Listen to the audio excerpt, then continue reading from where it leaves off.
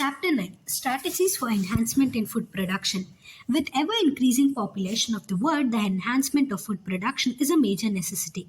Biological principles as applied to animal husbandry and plant breeding have a major role in our efforts to increase food production. Several new techniques like embryo transfer technology and tissue culture techniques are going to play a pivotal role in further enhancing the food production. Animal husbandry. Animal husbandry is the agricultural practice of breeding and raising the livestock. As such, it is a vital skill for farmers and is a much science as it is art. Animal husbandry deals with the care and breeding of livestock like buffaloes, cows, pigs, horses, cattle, sheep, camels, goats, etc. that are useful to humans. Extended, it includes poultry farming and fisheries. Fisheries include rearing, catching, selling, etc. of fish, molluscans, shellfish, and crustaceans like prawns, crabs, etc. Since time immemorial, animals like bees, silkworm, prawns, crabs, fishes, birds, pigs, cattle, sheep, and camels have been used by humans for the products like milk, eggs, meat, wool, silk, honey, etc. It is estimated that more than 70% of the world livestock population is in India and China. However, it is surprising to note that the contribution to the world farm produce is only 25%. That is, the productivity per unit is very low. In addition to the conventional practices of animal breeding and care, newer technologies also have to be applied to achieve improvement in quality and productivity. Management of farms and farm animals. A professional approach to what have been the traditional practices of farm management gives the much needed boost to our food production.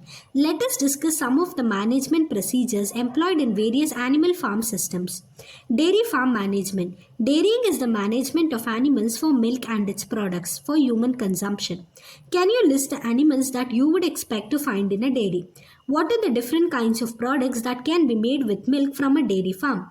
In dairy farm management, we deal with processes and systems that increase the yield and improve the quality of milk. Milk yield is primarily dependent on the quality of breeds in the farm.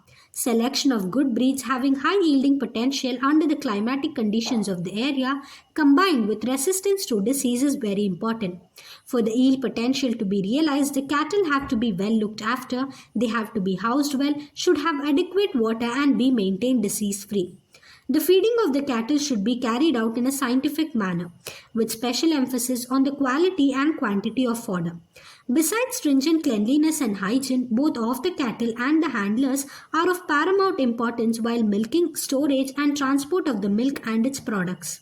Nowadays, of course, much of these processes have become mechanized, which reduces chances of direct contact of the produce with the handler. Ensuring these stringent measures would of course require regular inspections with proper record keeping. It would also help to identify and rectify the problems as early as possible. Regular visits by a veterinary doctor would be mandatory. You would probably find it interesting if you were to prepare a questionnaire on diverse aspects of dairy keeping and then follow it up with a visit to a dairy farm in your locality and seek answers to the questions. Poultry farm management. Poultry is the class of the domesticated fowl birds used for food or for their eggs. They typically include chicken and ducks and sometimes turkey and geese. The word poultry is often used to refer to the meat of only these birds, but in more general sense, it may refer to the meat of other birds too. As in dairy farming, selection of disease-free and suitable breeds, proper and safe farm conditions, proper feed and water, and hygiene and health are important components of poultry farm management. You may have seen TV news or read newspaper reports about the bird flu virus which created a scare in the country and drastically affected the egg and chicken consumption. Find out more about it and discuss whether the panic reaction was justified. How can we prevent the spread of the flu in some case chicken are infected? Animal breeding. Breeding of animals is an important aspect of animal husbandry. Animal breeding aims at increasing the yield of animals and improving the desirable qualities of the produce. For what kind of characters would we breed animals? Would the selection of characters differ with the choice of animals? What do we understand by the term breed?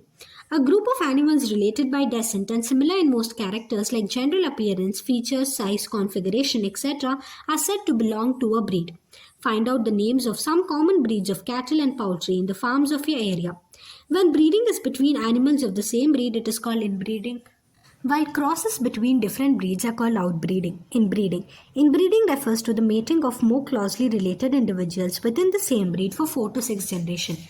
The breeding strategy is as follows. Superior males and superior females of the same breed are identified and matched in pairs. The progeny obtained from such matings are evaluated and superior males and females among them are identified for further mating. A superior female in case of a cattle is the cow or the buffalo that produces more milk per lactation. On the other hand, a superior male is the bull, which gives rise to superior progeny as compared to those of the other males. Try to recollect the homozygous pure line developed by Mendel as discussed in chapter 5. A similar strategy is used for developing pure lines in cattle as was used in case of peas. Inbreeding increases homozygosity. Thus, inbreeding is necessary if we want to evolve a pure line in any animal. Inbreeding exposes harmful recessive genes that are eliminated by selection. It also helps in accumulation of the superior genes and elimination of the less desirable genes. Therefore, this approach, where there is selection at each step, increases the productivity of the inbred population. However, continued inbreeding, especially close inbreeding, usually reduces fertility and even productivity. This is called inbreeding depression. Whenever this becomes a problem, selected animals of the breeding population should be mated with unrelated superior animals of the same breed. This usually helps restore fertility and yield. Outbreeding. Outbreeding is the breeding of unrelated animals which may be between individuals of the same breed but having no common ancestors for 4 to 6 generations. Outcrossing or between two different breeds, crossbreeding, or different species, which is interspecific hybridization. Outcrossing.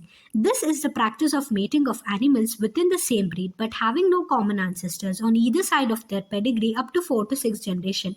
The offspring of such a mating is known as outcross. It is the best breeding method for animals that are below average in the productivity of milk production, growth rate in beef cattle, etc. A single outcross often helps to overcome the inbreeding depression. Crossbreeding. In this method, superior males of one breed are mated with the superior females of another breed. Crossbreeding allows the desirable qualities of two different breeds to be combined. The progeny hybrid animals may themselves be used for commercial production. Alternatively, they may be subjected to some form of inbreeding and selection to develop new stable breeds that may be superior to the existing breeds. Many new animal breeds have been developed by this approach. Hisardale is a new breed of sheep developed in Punjab by the crossing Bicaneri Eves and Mariano Rams. Interspecific hybridization. Interspecific hybridization. In this method, male and female animals of two different related species are mated. In some cases, the progeny may combine desirable features of both the parents and may be of considerable economic value. Example is the mule. Do you know what cross leads to the production of mule? Controlled breeding experiments are carried out using artificial insemination. The semen is collected from the male that is chosen as the parent and injected to the reproductive tract of the selected female by the breeder. The semen may be used immediately or can be frozen and used at a later date. It can also be transported in a frozen form to where the female is housed. In this way, desirable matings are carried. Artificial insemination helps us overcome several problems of normal mating. Can you discuss and list some of them? Often, the success rate of crossing mature male and female animals is fairly low even though artificial insemination is carried out. To improve the chances of successful production of the hybrid, other means are also used. Multiple ovulation embryo transfer technology (MOET) is one such program for herd improvement. In this method, a cow is administered hormones with FSH-like activity to induce follicular maturation and superovulation. Instead of one egg, which they normally yield per cycle, they produce 6 to 8 eggs. The animal is either mated with an elite bull or artificially inseminated. The fertilized eggs at 8 to 32 cell stages are recovered non-surgically and transferred to surrogate mothers. The genetic mother is available for another round of superovulation. This technology has been demonstrated for cattle, sheep, rabbits, buffaloes, mares, etc. High milk yielding breeds of females and high quality lean meat with less lipid meat yielding bulls have been bred successfully to increase herd size in a short time. Beekeeping. Beekeeping or apiculture is the maintenance of hives of honeybees for the production of honey. It has been an age-old cottage industry.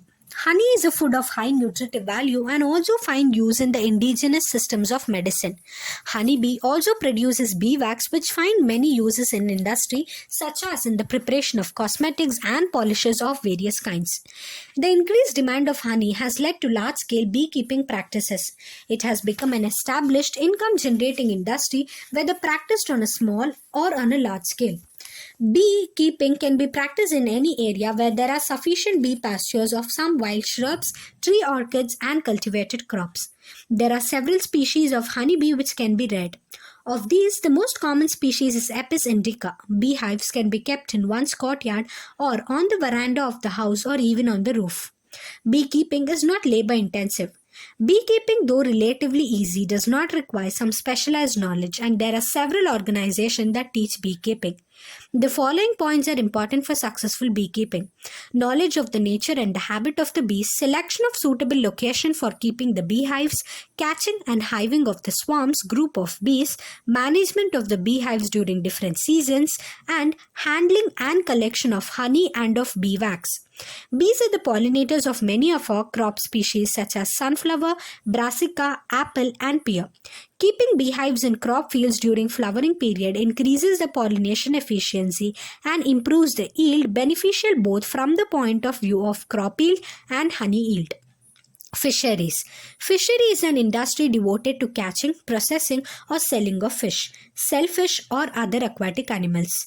A large number of our population is dependent on fish, fish products, and other aquatic animals such as prawn, crab, lobster, edible oyster, etc. for food.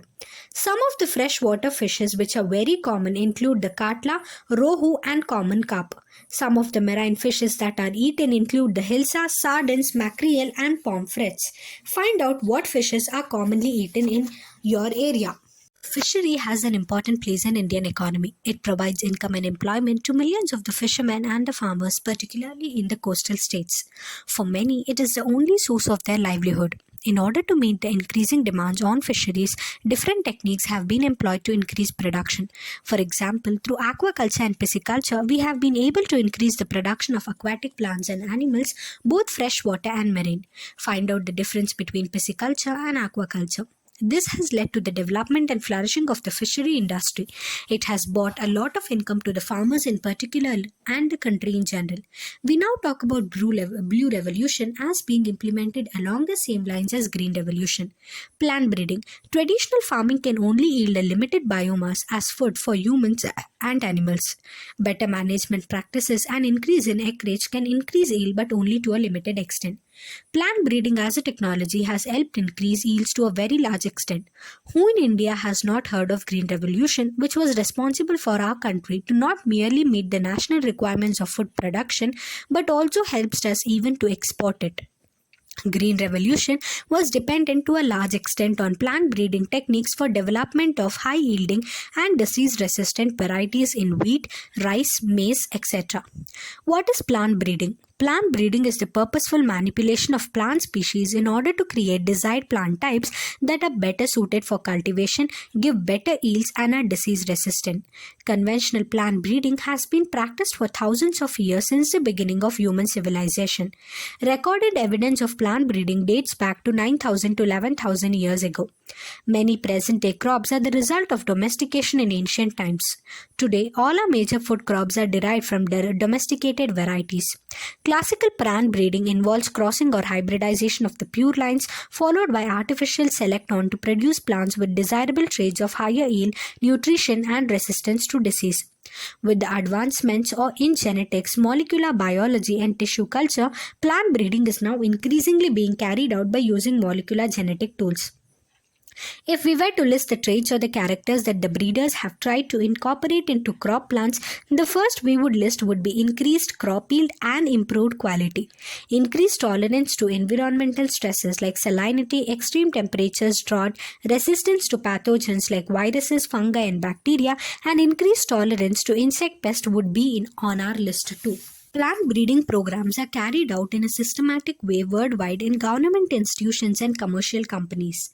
The main steps in breeding a new genetic variety of crop are: 1. Collection of variability. Genetic variability is the root of any breeding program. In many crops, pre-existing genetic variability is available from wild relatives of the crop. Collection and preservation of all the different wild varieties, species, and relatives of the cultivated species, followed by the evaluation for the characteristics, is a prerequisite for effective exploitation of natural genes available in the populations.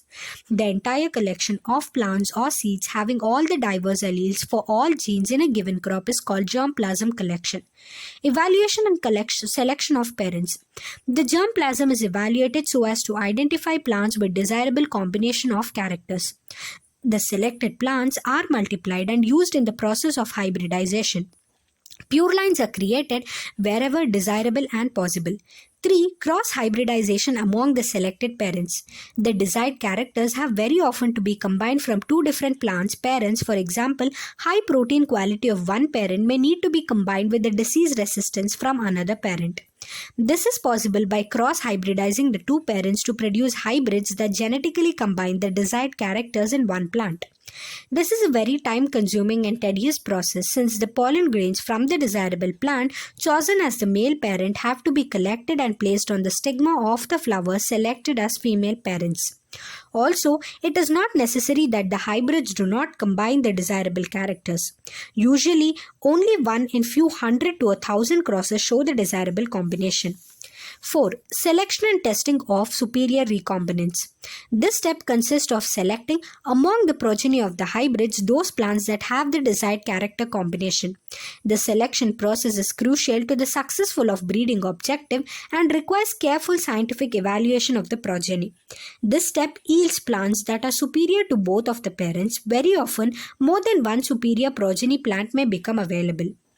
These are self-pollinated for several generations till they reach a state of uniformity, homozygosity, so that the characters will not segregate in the progeny. Testing 5. Testing, release and commercialization of the new cultivars. The newly selected lines are evaluated for their yield and other agronomic traits of quality, disease resistance, etc. This evaluation is done by growing these in the research fields and recording their performance under ideal fertilizer application, irrigation, and other crop management practices. The evaluation in research field is allowed by testing the materials in farmers' fields for at least 3 growing seasons at several locations in the country, representing all the agroclimatic zones where the crop is usually grown. The material is evaluated in comparison to the best available local crop cultivar, a check or reference cultivar. India is mainly an agricultural country. Agriculture accounts for approximately 33% of India's GDP and employs nearly 62% of the population. After India's independence, one of the main challenges facing the country was that of producing enough food for the increasing population. As only limited land is fit for cultivation, India has to strive to increase the yields per unit area from existing farmland. The development of several high-yielding varieties of wheat and rice in the mid-1960s as a result of various plant breeding techniques led to dramatic increase in food production in our country. This phase is often referred to as Green Revolution. Figure 9.3 represents some Indian hybrid crops of high-yielding varieties. Some Indian hybrid crops A. Maize, B. Wheat, and C are the garden peas. Wheat and rice. During the period 1960 to 2000, wheat production increased from 11 million tons to 75 million tons, while rice production went up from 35 million tons to 89.5 million tons. This was due to the development of the semi-dwarf varieties of wheat and rice. Nobel laureate Norman E. Borlaug at International Center for Wheat and Maize Improvement in Mexico developed semi-dwarf wheat. In 1963, several varieties such as Sonalika and Kalyan Sona, which were high-yielding and disease-resistant, were introduced all over the wheat-growing belt of India. Semi-dwarf rice varieties were derived from IRA, developed at International Rice Research Institute IRRI, Philippines, and Taichung Native 1 from Taiwan. The derivatives were introduced in 1966. Later, better-yielding semi-dwarf varieties Jaya and Ratna were developed in India. Sugarcane. Saccharum barberry was originally grown in North India but had poor sugar content and yield. Tropical canes grow in South India. Saccharum officinarum had thicker stems and higher sugar content but did not grow well in North India. These two species were successfully crossed to get sugarcane varieties combining the desirable qualities of high yielding, thick stems, high sugar, and ability to grow in the sugarcane areas of North India. Hybrid maize, jova, and bajra have been successfully developed in India. Hybrid breeding has led to the development of several high-yielding varieties resistant to water stress. Plant breeding for disease resistance. A wide range of fungal, bacterial, and viral pathogens affect the yield of cultivated crop species, especially in tropical climates. Crop losses can often be significant, up to 20 to 30% or sometimes even total. In this situation, breeding and development of cultivars resistant to disease enhances food production. This also helps reduce the dependence on the use of fungicides and bactericides. Resistance of the host plant is the ability to prevent the pathogen from causing disease and is determined by the genetic constitution of the host plant. Before breeding is undertaken, it is important to know about the causative organism and the mode of transmission. Some of the disease caused by the fungi are rust, example, brown rust of wheat, red rot of sugarcane, and the late blight of potato. By bacteria include the black rot of crucifers, and by viruses include the tobacco mosaic and turnip mosaic, etc. Methods of breeding for disease resistance. Breeding is carried out by the conventional breeding techniques described earlier or by mutation breeding. The conventional method of breeding for disease resistance is that of hybridization and selection. Its steps are essentially identical to those for breeding for any other agronomic character such as high yield. The various sequential steps are screening germplasm for resistance sources, hybridization of the selected parents, selection and evaluation of the hybrids, and testing and release of the new varieties. Some crop varieties bred by hybridization and selection for disease resistance to fungi, bacteria, and viral diseases are released. Table 9.1. Crop is wheat, variety is Himgiri, and the resistance to disease is leaf and stipe rust Hillblunt. Crop is Brassica, variety is Pusa Swarnim, and the resistance to disease is white rust. Crop is cauliflower, variety is Pusa Shubra and Pusa Snowball K1, and the resistance to disease is black rot or curl blight black rot. Crop is cowpea, variety is Pusa Komal, and the resistance to disease is bacterial blight. Crop is chili, variety is Pusa Sadabahar, and resistance to disease is the chili mosaic virus, tobacco mosaic virus, and the leaf curl. Conventional breeding is often constrained by the availability of the limited number of disease resistance genes that are present and identified in various crop varieties or wild varieties. Inducing mutations in plants through diverse means and then screening the plant materials for resistance sometimes leads to desirable genes being identified. Plants having these desirable characters can then be either multiplied directly or can be used in breeding. Other breeding methods that are used are selection amongst the sonoclonal varieties and genetic engineering. Mutation is the process by which genetic variations are created through changes in the base sequence within genes, resulting in the creation of new character or trait not found in the parental type, and artificially through use of chemicals or radiations like gamma radiations, and selecting and using the plants that have the desirable character as source in breeding. This process is called mutation breeding. In mung bean, resistance to yellow mosaic virus and powdery mildew were induced by mutations. Several wild relatives of different cultivated species of plants have been shown to have certain resistant characters but have very low yield. Hence, there is a need to introduce the resistant genes into a high-yielding cultivated varieties. Resistance to yellow mosaic virus in bindi, Abelomoscus esculentus, were transferred from a wild species and resulted in a new variety of A. esculentus called Parbhani Kranti. All the above examples involve sources of resistance genes that are in the same crop species, which has to be bred for disease resistance or in a related wild species. Transfer of the resistant genes is achieved by sexual hybridization between the target and the source plant, followed by selection. Plant breeding for developing resistance to insect pest. Another major cause for large-scale destruction of the crop plant and the crop produce is insects and pest infestation. Insect resistance in host crop plants may be due to morphological, biochemical, or physiological characteristics. Hairy leaves in several plants are associated with resistance to insect pests. Example is the resistance to jassid in cotton and cereal leaf beetle in wheat. In wheat, solid stems lead to non-preference by the stem softlaw, and smooth-leaved and nectarless cotton varieties do not attract the bollworms. High aspartic acid, low nitrogen and sugar content in maize leads to resistance to maize stem borers. Breeding methods for insect pest resistance involve the same steps for those for any other agronomic traits such as high yield or quality and are discussed earlier. Sources of resistant genes may be cultivated varieties, germplasm collections of the crop or the wild relatives. Some released crop varieties bred by hybridization and selection for insect pest resistance are given in table 9.2. Crop, brassica, rapeseed mustard and varieties the Pusa gaura. Insect pests include the aphids. Crop is the flat bean, variety is the Pusa sem2 and the Pusa sem3. Insect pests are the jassids, aphids and fruit borer. Crop is the okra bindi, variety is the Pusa savani and Pusa A4, and insect pests include the shoot and fruit borer.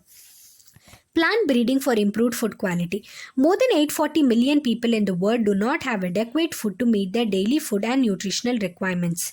A far greater number, 3 billion people, suffer from micronutrient, protein and vitamin deficiency or hidden hunger because they cannot afford to buy enough fruits, vegetables, legumes, fish and meat. Diets lacking essential micronutrients, particularly the iron, vitamin A, iodine and zinc, increase the risk for disease, reduce the lifespan and reduce the mental abilities. Biofortification.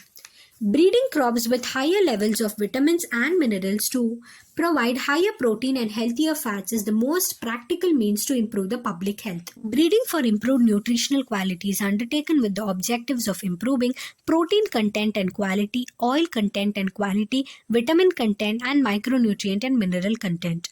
In 2000, maize hybrids that had twice the amount of amino acids, lysine and tryptophan compared to the existing maize hybrids were developed.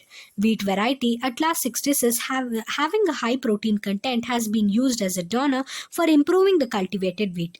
It has been possible to develop an iron-fortified rice variety containing over 5 times as much iron as in commonly consumed varieties. The Indian Agricultural Research Institute, New Delhi, has also released several vegetable crops that are rich in vitamins and minerals. Example, vitamin A enriched carrot, spinach, pumpkin. Vitamin C enriched bitter gourd, batuva, mustard, tomato, iron and calcium enriched spinach and batuva, and protein enriched beans, broad, lub, French, and the garden peas. Single cell protein SCP. Conventional agriculture production of cereals, pulses, vegetables, fruit, etc. may not be able to meet the demand of the food at the rate at which human and animal population is increasing. The shift from grain to meat diets also creates more demand for cereal, as it takes 3 to 10 kg of grain to produce 1 kg of meat by animal farming. Can you explain this statement in the light of your knowledge of food chains? More than 25% of the human population is suffering from hunger and malnutrition. One of the alternate sources of proteins for animals and human nutrition is single-cell protein SCP. Microbes are being grown on an industrial scale as source of food protein. Blue-green algae like spirulina can be easily grown on materials like wastewater from potato processing plants containing starch, straw, molasses, animal manure and even sewage to produce large quantities and can serve as food rich in protein, minerals, fats, carbohydrates and vitamins. Incidentally, such utilization also reduces environmental pollution. Certain bacterial species like Methylophilus methylotrophus, because of its high rate of biomass production and growth, can be expected to produce 25 tons of proteins. The fact that edible mushrooms are eaten by many people and large-scale mushroom culture is a growing industry makes it believable that microscopic fungi too would become acceptable as food. Tissue culture. As traditional breeding techniques fail to keep pace with demand and to provide sufficiently fast and efficient systems for crop improvement, another technology called tissue culture got developed. What does tissue culture mean? It was learned by scientists during 1950s that whole plant could be regenerated from explants, that is, any part of the plant taken out and grown in a test tube under sterile conditions and special nutrient media. This capacity to generate a whole plant from any cell or explant is called totipotency. You will learn how to accomplish this in higher classes. It is important to stress here that the nutrient medium must provide a carbon source such as sucrose and also inorganic salts, vitamins, amino acids, and growth regulators like auxins, cytokinins, etc. By application of these methods, it is possible to achieve propagation of a large number of plants in very short durations. This method of producing thousands of plants through tissue culture is called micropropagation. Each of these plants will be genetically identical to the original plant from which they were grown. That is, they are soma clones. Many important food plants like tomato, banana, apple, etc. have been produced on commercial scale using this method. Try to visit a tissue culture laboratory with your teacher to better understand and appreciate the process. Another important application of the method is the recovery of the healthy plants from diseased plants. Even if the plant is infected with a virus, the meristem, apical and axillary is free of virus. Hence, one can remove the meristem and grow it in vitro to obtain virus-free plants. Scientists have succeeded in culturing meristems of banana, sugarcane, potato, etc. Scientists have even isolated single cells from plants and after digesting their cell walls have been able to isolate naked protoplasts surrounded by plasma membranes. Isolated protoplasts from two different varieties of plants, each having a desirable character, can be fused to get hybrid protoplast, which can be further grown to form a new plant. These hybrids are called somatic hybrids, while the process is called somatic hybridization. Imagine a situation when a protoplast of tomato is fused with that of potato and then they are grown to form new hybrid plants combining tomato and potato characteristics. Well, this has been achieved resulting in the formation of pomato. Unfortunately, this plant did not have all the desired combinations of characteristics for its commercial utilization. Animal husbandry is the practice of taking care and breeding domestic animals by applying scientific principles. The ever-increasing demand of food from animals and animal products, both in terms of quality and quantity, has been met by good animal husbandry practices. These practices include management of the farm and farm animals and animal breeding. In view of the high nutritive value of honey and its medicinal importance, there has been a remarkable growth in the practice of beekeeping or apiculture. Fishery is another flourishing industry meeting the ever-increasing demand for fish, fish products and other aquatic foods. Plant breeding may be used to create varieties which are resistant to pathogens and to insect pests. This increases the yield of the food. This method has also been used to increase the protein content of the plant foods and thereby enhance the quality of the food. In India, several varieties of different crop plants have been produced. All these measures enhance the production of food. Techniques of tissue culture and somatic hybridization offer vast potential for manipulation of plants in vitro to produce new varieties.